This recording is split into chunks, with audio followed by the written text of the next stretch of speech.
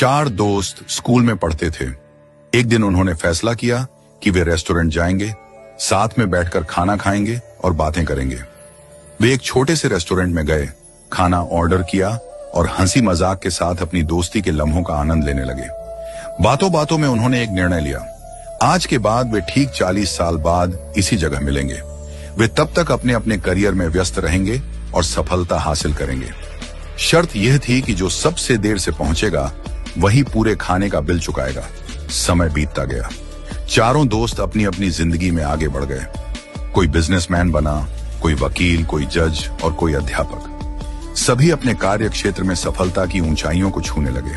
40 साल बाद अब वह छोटा सा रेस्टोरेंट एक भव्य 5 स्टार होटल बन चुका था और वहां काम करने वाला एक साधारण वेटर अब उस होटल का मालिक बन चुका था।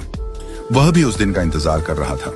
समय आया और पहले एक दोस्त पहुंचा, फिर दूसरा, फिर तीसरा। वे एक दूसरे से मिलकर बेहद खुश हुए, लेकिन चौथा दोस्त अभी तक नहीं आया था। थोड़ी देर बाद होटल के रिसेप्शन पर फोन आया। होटल मालिक ने फोन उठाया और कहा, आपके चौथे मित्र ने कहा है कि आप लोग खाना शुरू कर दीजिए, वह बस आने ही वाले हैं। तीनों ने सोचा कि शायद वह किसी काम में फंस गया होगा और सबसे देर से आने वाला वही होगा। उन्होंने भोजन किया, पुरानी यादें ताजा की, अपनी अपनी जिंदगी के अनुभव बांटे। काफी देर बीत गई, लेकिन चौथा दोस्त नहीं आया। जब बिल मंगवाने का समय आया तो होटल मालिक ने कहा, बिल पहले ही चुका दिया गया है। तीनों हैरान हुए। किसने? होटल मालिक ने जवाब दिया, आपके मित्र ने।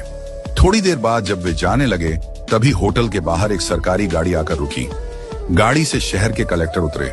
कलेक्टर ने तीनों दोस्तों के पैर छुए और कहा, अंकल नमस्ते। तीनों हैरान रह गए। ये कौन है और हमारे पैर क्यों छू रहा है? कलेक्टर ने नम आंखों से कहा, मैं आपके चौथे मित्र का बेटा हूं। तीनों अवाक रह गए। कलेक्टर ने बताया, मेरे पिता ने आप सबसे मिलने का सपना देखा था। वे बचपन से ही इस दिन का इंतजार कर रहे थे, लेकिन 2 महीने पहले कैंसर से उनका निधन हो गया। मरने से पहले उन्होंने मुझसे कहा था कि अगर मैं उस दिन जीवित न रहूं तो तुम मेरी जगह वहां जाना। उन्होंने कहा था, मैं सबसे ज्यादा देर से आऊंगा, इसलिए बिल भी मैं ही चुकाऊंगा। ये सुनकर तीनों दोस्तों की आंखें भर आईं।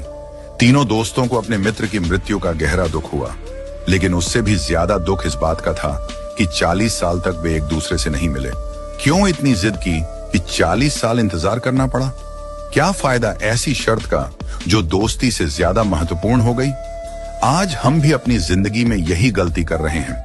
हम अपने परिवार, रिश्तेदारों और दोस्तों से मिलने का समय नहीं निकालते। हम अपने माता पिता से दूर रहकर जीवन की भागदौड़ में इतने व्यस्त हो जाते हैं कि जब हम वापस लौटते हैं तब तक बहुत देर हो चुकी होती है। जब वे दुनिया से चले जाते हैं तो हमें अफसोस होता है, काश हमने उन्हें समय दिया होता। हमारे पास धन दौलत, ऐशो आराम, गाड़ियां और बंगले हो सकते हैं, लेकिन अगर हमारे पास अपने लोगों के लिए समय नहीं है तो हमारे पास कुछ भी नहीं है। भगवान श्री कृष्ण कहते हैं, वसुधैव कुटुंबकम, यानी पूरी दुनिया एक परिवार है। इसलिए पैसा कमाने से ज्यादा रिश्ते कमाने पर ध्यान दें। जो वक्त बीत जाता है वह कभी वापस नहीं आता। वक्त का दान सबसे बड़ा दान है। आज ही अपने प्रियजनों से मिलें, बात करें, उनके साथ समय बिताएं, क्योंकि जो प्यार, जो अपनापन आज है वह कल हो भी सकता है और नहीं भी।